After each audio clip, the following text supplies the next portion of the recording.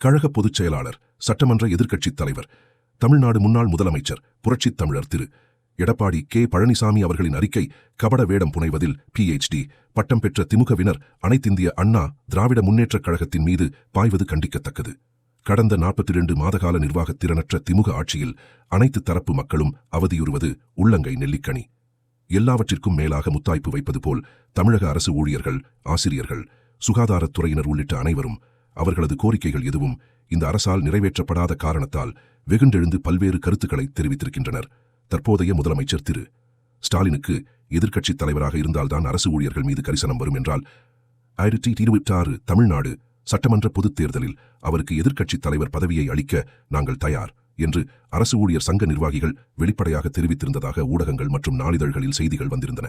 இது குறித்து 10 பபிண்டருன டாயுட்டிருந்த இடனான அன்று திருச்சி விமான நிலையத்தில் செய்தியாளர்கள் என்னிடம் கேள்வி எழுப்பிய போது 42 மாதகால திமுக ஆட்சியில் அரசு ஊழியர்கள், ஆசிரியர்கள், மின்வாரியம், போக்குவரத்துத்துறை, கூட்டுறவுத்துறை போன்ற வாரிய பணியாளர்கள் உள்ளிட்ட அனைவரின் கோரிக்கைகள் தீர்க்கப்படாத நிலையில் அவர்களின் உணர்வுகள்தான் வெளிப்பட்டுள்ளன என்று பதிலளித்தேன். என்னுடைய இந்த கருத்தில் உள்ள உண்மைகள் சுட்டதால் 7 பக்க மொட்டை காகித அறிக்கையை இந்த ஆட்சியாளர்கள் ஊடகங்களுக்கு அனுப்பியுள்ளதாக தெரிகிறது. யாருடைய பெயரும் இல்லாமல், கையெழுத்தும் இல்லாமல் ஊடகங்களுக்கு முக்கிய குடும்பத்தின் மருமகன் தலைமையில் இயங்கும் பெண் என்ற நிறுவனம் இந்த அறிக்கையை அனுப்பியுள்ளதாக தெரிகிறது. முட்டை தாத்தன் குட்டையில் வீழ்ந்தது போல் மனம் போன போக்கில் உண்மைகளை மறைத்து என் மீது காழ்ப்புணர்ச்சியோடு முதுகெலும்பில்லாமல் ஒரு அறிக்கை வெளியிட்டிருக்கிறார்கள்.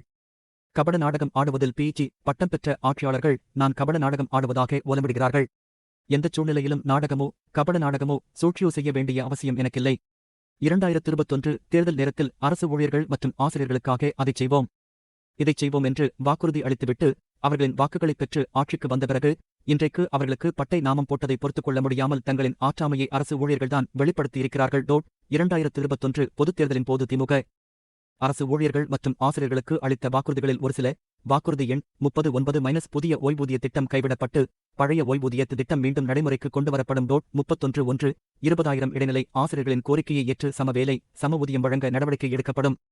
ஆசிரியர் பணிக்காலத்தில் மேற்படிப்பு முடித்த ஆசிரியர்களுக்கு ஊக்கத்தொகை வழங்கப்படும். 31/2 ஊதிய உயர்வு பணி உயர்வு முரண்பாடுகள் குறித்த கோரிக்கைகள் ஆய்வு செய்ய குழு அமைக்கப்பட்டு விரைவில் நிவாரணம் கிடைத்திட ஆவண செய்யப்படும். இந்த வாக்குறுதிகளைத் தவிர சுமார் 52%-க்கும் மேற்பட்ட வாக்குறுதிகளை மக்களுக்கு அளித்துவிட்டு 90% வாக்குறுதிகளை நிறைவேற்றிவிட்டோம் என்று பொய் சொல்லி வரும் இந்த ஆட்சியாளர்கள் மக்களை ஏமாற்றுகின்றனர். அம்மாவின் ஆட்சியிலோ எனது தலைமையிலான அம்மாவின் அரசிலோ நாங்கள் மக்களை ஏமாற்றவில்லை என்பது மக்களுக்கே தெரியும். அரசு ஊழியர்களுக்கு புதிய மருத்துவ காப்பீடு திட்டம் மூலம் ரூபாய் 4 லட்சம் வரை சிகிச்சை பெற வழிவகை செய்யப்பட்டது.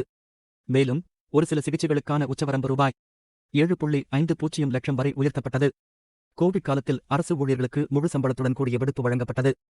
மத்திய அரசு தனது ஊழியர்களுக்கு புதிய ஊதிய விகிதத்தை அறிவித்தவுடன் அம்மாவின் அரசும் 2017ஆம் ஆண்டு 7வது ஊதியக்குழு அமைத்து இந்தியாவிலேயே முதல் மாநிலமாக அக்டோபர் 1, 2017 முதல் பணப்பயனுடன் ஊதிய உயர்வினை வழங்கியது. தொடர்ந்து அகவிலைப்படி உயர்வும் மத்திய அரசு உயர்த்தும் போதெல்லாம் வழங்கப்பட்டது.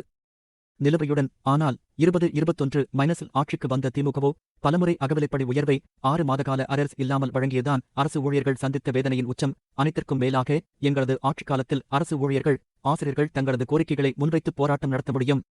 ஆனால் திரு ஸ்டாலினின் திமுக ஆட்சியில் அரசு ஊழியர்கள், ஆசிரியர்கள், சுகாதாரத்துறையினர், போக்குவரத்துத் துறையினர், மின்சாரத்துறையினர் என பாதிக்கப்பட்ட துறையினர் திரு ஸ்டாலினின் திமுக அளித்த தேர்தல் வாக்குறுதிகளை நிறைவேற்றக் கோரி போராட்டம் நடத்த முற்பட்டால் அவர்களை காவல்துறையை ஏவிவிட்டு கைது செய்து அவர்களது குரல்வளையை இந்த அரசு எப்படி நெரிக்கிறது என்பதை அனைவரும் நன்கு அறிவர்.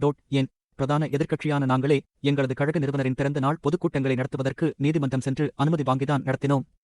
தெரிந்தோ தெரியாமலோ கடந்த 42 மாதகால திமுக ஆட்சியில் அரசு ஊழியர்களுக்கும் ஆசிரியர்களுக்கும் பொதுமக்களுக்கும் எதுவுமே செய்யவில்லை என்பதை முட்டை அறிக்கை வெளியிட்ட பேர்வழிகள் ஒப்புக்கொண்டிருக்கிறார்கள்.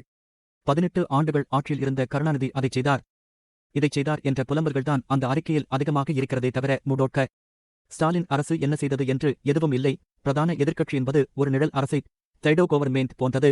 அது சுட்டிக்காட்டும் குறைகளை நேர்மையான ஆட்சியாளர்களாக இருந்தால் ஏற்றுக்கொண்டு தங்களின் செயல்பாடுகளை திருத்திக் கொள்வார்கள். நேர்மையற்ற முறையில் நிறைவேற்ற முடியாத வாக்குறுதிகளை தந்து ஆட்சிக்கு வந்த இந்த திமுகவிடம் நேர்மையை எதிர்பார்க்க முடியாது. இனியும் உண்மை நிலைகளை உணராமல் இதய சுத்தியோடு செயல்படும் எங்கள் மீது வெந்ததை தின்று வாய்க்கு வந்தபடி உளறித் திருபவர்களைப் போல் பாய்ந்து பிராண்டினால் மக்கள் தக்க பதிலடி தருவார்கள். எடப்பாடி கே பழனிசாமி கழக பொதுச் செயலாளர், சட்டமன்ற எதிர்க்கட்சித் தலைவர், தமிழ்நாடு முன்னாள் முதலமைச்சர்.